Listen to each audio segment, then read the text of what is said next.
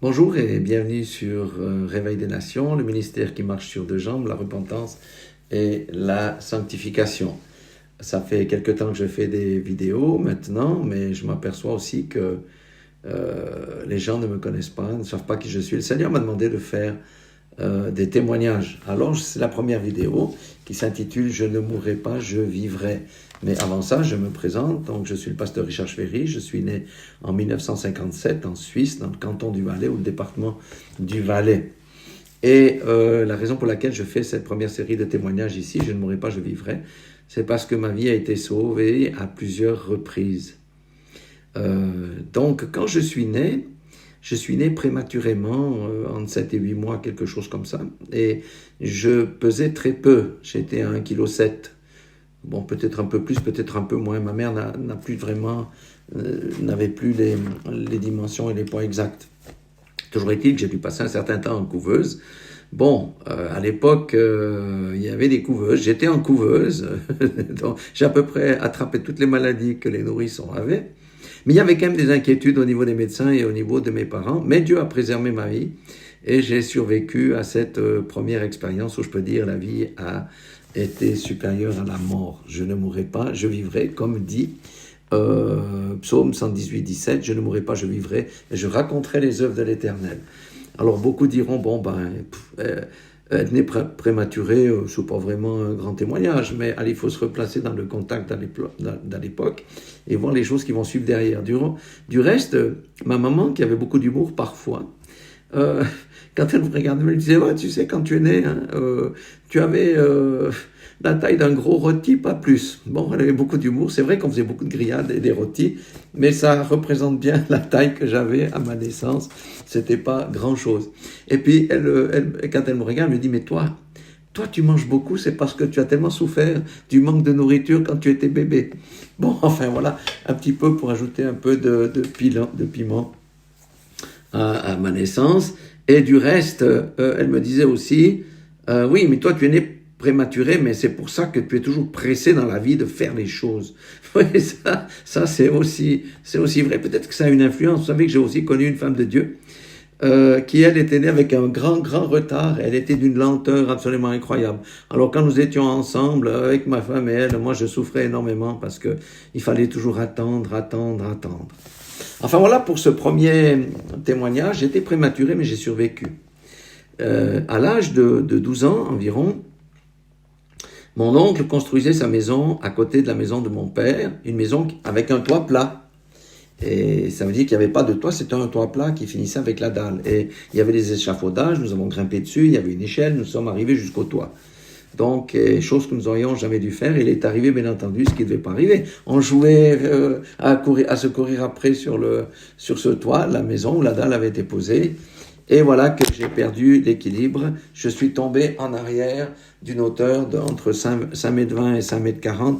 J'ai atterri sur un tas de gravier et ma tête a heurté un plot. Là, j'aurais pu mourir parce qu'une question de centimètres, j'aurais pu frapper de plein fouet ce plot, j'aurais été énuqué ou ma tête aurait explosé.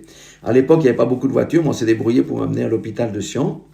Et là, je me suis réveillé 3 jours après avec un gros bandage sur la tête et une glacière, on va dire, une poche de glace au sommet de ma tête. Mais il y avait zéro dommage, absolument rien du tout. La grâce de Dieu était avec moi. Je ne mourrai pas, je vivrai. Troisième incident, qui là, c'est quand même quelque chose de très costaud. J'étais à l'armée, je devais avoir dans les 23-24 ans. Je faisais un cours d'hiver, ce qu'on appelle un cours de répétition. Et j'étais au col du Simplon, qui fait la limite entre l'Italie et la Suisse. Il y avait 1 mètre de neige. La route avait été déblayée, mais il y avait une petite pellicule de neige tassée, ce qui rendait la route glissante, bien entendu. Et un matin, alors que j'aidais à débarrasser les autocuiseurs pour le déjeuner qui étaient dans une petite camionnette qu'on appelle un affling avec un pont, eh bien, j'étais avec le sergent de la cuisine. Il faut dire que ce jour-là, il y avait ce qu'on appelle le brouillard à couper au couteau. Ça veut dire qu'on ne se voyait même pas à 3 mètres, même pas à 2 mètres. Il n'y avait pas de visibilité. Et quand c'est comme ça, on n'entend aucun bruit. Donc, lui, il a pris d'un côté l'autocuiseur, moi de l'autre. On le sort de l'arrière On fait le pas de côté. Au moment où on fait le pas de côté, il y a un camion de matériel militaire qui est rentré dans le véhicule et qui a projeté la petite camionnette là comme une balle de ping-pong, comme un ballon de football. Et si nous avions discuté comme c'est souvent le cas avant de décharger, eh bien nous aurions été, pour une fraction de seconde, nous aurions été aplatis contre, disons dans le choc, nous aurions été tués tous les deux, mais nous avons eu la vie sauve, et là, à nouveau, la main du Seigneur était sur moi, parce que je suis un homme de destinée, je suis quelqu'un qui a une destinée. Alléluia. Je ne mourrai pas, je vivrai, je raconterai les œuvres de l'Éternel. Maintenant, le quatrième et dernier témoignage, c'était en Afrique. Je faisais une tournée en Afrique. J'étais en Afrique d'abord au Gabon, et ensuite j'étais au Cameroun, dans différentes villes, pour visiter des frères, des sœurs, des pasteurs que je connaissais. Et au Gabon, à la sortie d'un culte nocturne, j'ai senti une petite piqûre sur ma cheville droite. Bon, j'y ai pas prêté attention. Maintenant, quelques jours après, ma cheville a commencé à enfler et la peau a commencé à se craqueler. Mais là, je devais partir pour le Cameroun. Je suis parti au Cameroun faire un grand tour à Bafoussam, à Douala, à Mburuku. Il y a même les Camerounais, ils ne savent pas où c'est perdu sur une montagne, mais ma jambe se dégradait et la peau commençait à se fissurer. Et voilà que maintenant, ça devient tout rouge. Depuis jusqu'en dessous du genou, c'est monté du côté de la cheville, une grande rougeur. Et maintenant, voilà qu'il y a une plaque de puce qui a commencé à se coller sur ma cheville. C'était vraiment horrible à voir. Donc, je regardais ça, et je disais, je ne mourrai pas, je vivrai. Je ne mourrai pas, je vivrai. Satan, tu es mon cœur, je suis un homme de foi. Je ne mourrai pas, je vivrai. Quand je suis retourné à Yaoundé, chez le pasteur qui nous hébergeait, il m'a dit, mais mon fils, mon frère, non, mais il faut rentrer d'urgence en Suisse, tu ne peux pas rester avec ça ici. Nos hôpitaux ne permettent pas de traiter ça. Donc, bon, il me restait 3 jours, j'ai été chez Air France, on a modifié le billet d'avion. Moi, je ne savais même pas que je pouvais être rapatrié, mais c'était vraiment moche. Et je ne pouvais plus porter de souliers, j'avais des chlapettes, ça me faisait mal. J'ai dû porter un pantalon très très bouffant, parce que je ne pouvais pas entrer dans l'avion avec un pied à moitié pourri comme ça, qui était infecté et tout. Mais j'ai dû demander l'assistance médicale à Paris pour qu'on me transporte à Roissy, qu'on me transporte dans une chaise roulante d'un terminal à l'autre. Quand je suis arrivé à Genève, mon pasteur là, il a regardé ça, et on a été tout de suite au CHUV, à l'hôpital universitaire vaudois. Et là, ils ont une section des maladies tropicales, c'est des spécialistes. Et quand je suis arrivé là-bas, je peux vous dire que le processus d'entrée était très rapide quand ils ont vu ma jambe. J'étais tout de suite mené en chambre et un docteur est venu faire l'entrée, compléter l'entrée. Et il a regardé ça, il ne voyait pas ça d'un bon oeil. Il dit, je ne vous cache pas que franchement, ça c'est grave.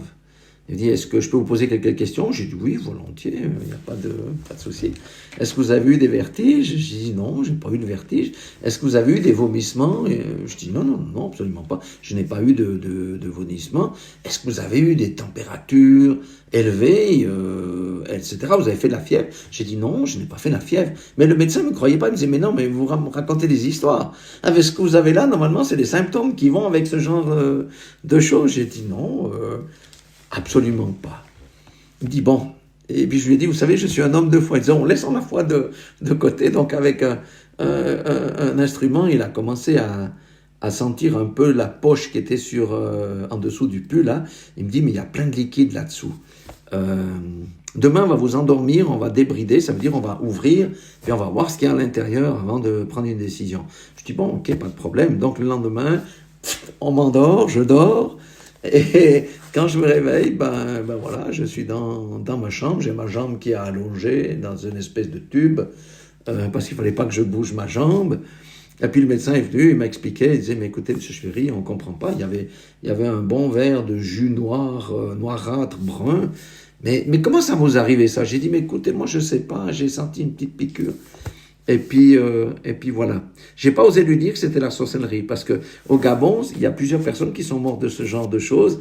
Le pied, c'est comme s'il y a des écailles qui viennent dessus, dans certains cas. Dans d'autres cas, c'est le pus. Dans d'autres cas, le pied vient tout noir, et en général, les gens sont liquidés en 1 semaine ou 2. Et le médecin me dit, mais vous avez beaucoup de chance, parce que normalement, avec ce que vous avez là, vous auriez dû mourir en Afrique parce que pour la prochaine étape, c'était la septicémie. Et on ne comprend pas pourquoi ce jus ne s'est pas diffusé dans votre corps, dans les vaisseaux et tout ça. Donc voilà, Dieu a été au contrôle de cette affaire-là et j'ai eu la vie sauve. J'ai été la coqueluche dans cet hôpital. Même les infirmières me disaient « Ah, c'est vous l'Africain ?» Ils venaient voir le pied qui n'avait pas été encore opéré parce que j'ai dû être opéré, refermer le trou, on a dû faire une greffe, etc. On m'a dit « Mais racontez-nous ce qui vous arrive. » Et j'avais les photos, je leur montrais les photos de cette chose. Et je dis « Oh, c'est incroyable. » Donc, voilà comment Dieu m'a sauvé la vie à 4 reprises. Je ne mourrai pas, je vivrai. De temps en temps, nous devons manifester la foi et j'ai compris avec le recul et avec les années que c'était ma destinée. Le diable ne pouvait pas me tuer parce que Dieu avait un plan pour ma vie. Alléluia. Et ça a été peut-être la première fois où j'ai pu démontrer une foi incroyable parce que je vous assure, quand je regardais mon pied là, si j'avais pas la foi, je pouvais partir en syncope. Je disais non, je parlais à mon pied, je ne mourrai pas, je vivrai, je ne mourrai pas, je vivrai. Et je peux vous dire, de même que Jésus était avec les 3 Hébreux dans la fournaise, de même que Jésus était dans la barque où ça secouait avec les disciples, Jésus était avec moi lors de ce voyage-là et j'ai eu la vie sauve.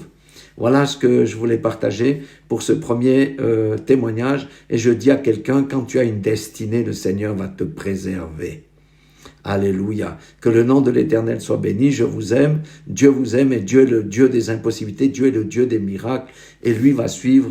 Quand on a une destinée, il va nous amener dans son plan pour que ça soit parfait. Mais à cette époque-là, j'ignorais encore toutes ces choses. Soyez bénis dans le nom puissant de Jésus-Christ de Nazareth.